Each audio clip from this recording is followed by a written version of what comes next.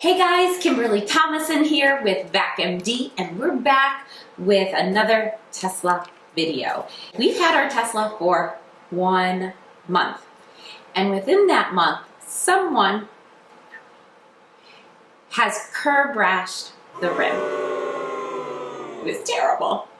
However, me being the do-it-yourself type of person, which might make some of you cringe, decided maybe I'll just try this myself. I'm a part of many different groups on Facebook, and they have empowered me to do this myself.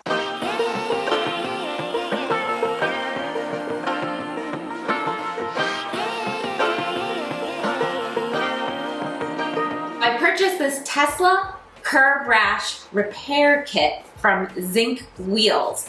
Be careful when you're purchasing this. There's 2 different types of wheels for a Tesla Model Y. Actually, there's 3, and I did not realize that, and I purchased the wrong one. I have the 20-inch induction wheels, not the 21-inch Uberturbine or whatever they're called. I've linked below both. Let's unbox this, and I'll go through some quick directions on what they expect. We'll go from there. It has a cute little card paper clip. So cute. Packaging, A+, but that's not what we're here for. It says thank you for your purchase, your getting started guide, which we'll go through this as well. What you'll need: a clean, warm, dry workspace, which we have. We have a beautiful today in Florida. I need to clean the wheel first. Rags or towels, and then it also warns you that this will take 1 to 2 hours. I will let you know if it does, but I am prepared for that. Inside, you're going to have your sanding disc set, the actual wheel touch-up paint, the sanding block.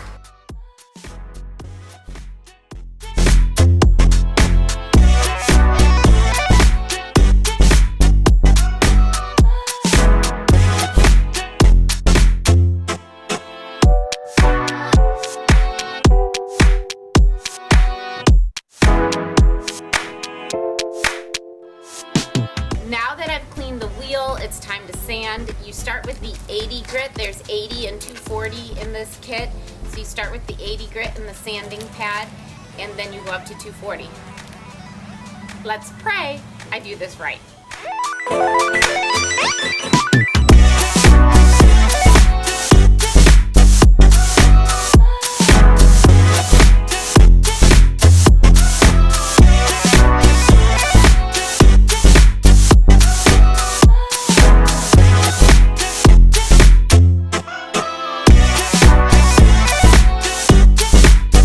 I'm using rubbing alcohol to clean it with a lint-free wipe, which is what I use for my nails, just to give it a really good solid clean and prep before painting, which is what you would do if you polished your nails as well.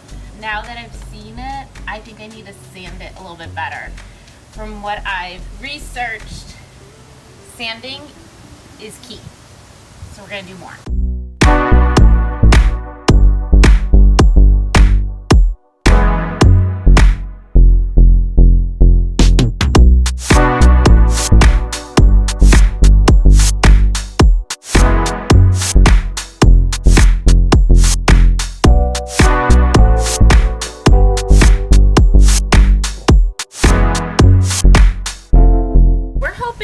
It's gonna look worse before it gets better, because it certainly looks worse, but prepping it was huge. It needed to be all smooth, so I had to kind of expand where the rim rash was. And now it's time to paint it. Garage floor, although I'm not so concerned about the garage floor as I am about the rim.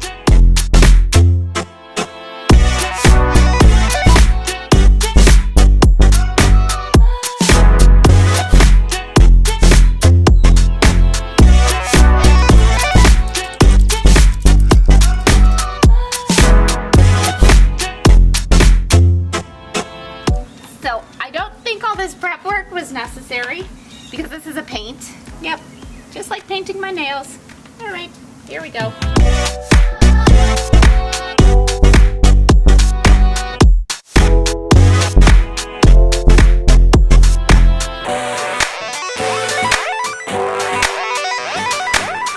Drying very quickly as I'm doing this.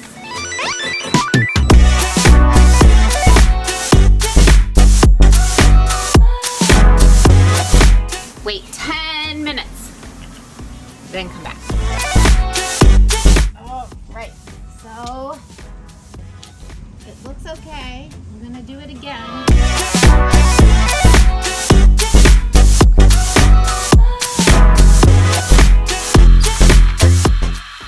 Well, I can tell where I touched it up. But if you were just a regular person walking by my car, you would never be able to tell. And if you're getting this close to my car, you better back away. So overall, I'm very impressed. This was the first time we had a rim rash incident. Hopefully it's the last, but in reality, I'm sure it's not going to be the last. So to run out to the wheel place and have it fixed right away was not wise. For $45, I fixed it. It looks nice, but I'm really happy with it. I would highly suggest anyone who has a minor rim rash incident to use this product. It worked really well, and for 45 bucks, there's more.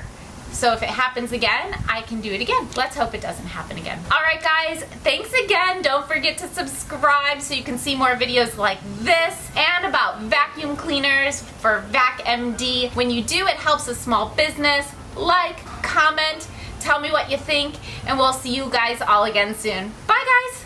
I like to be educated, but I'm so frustrated.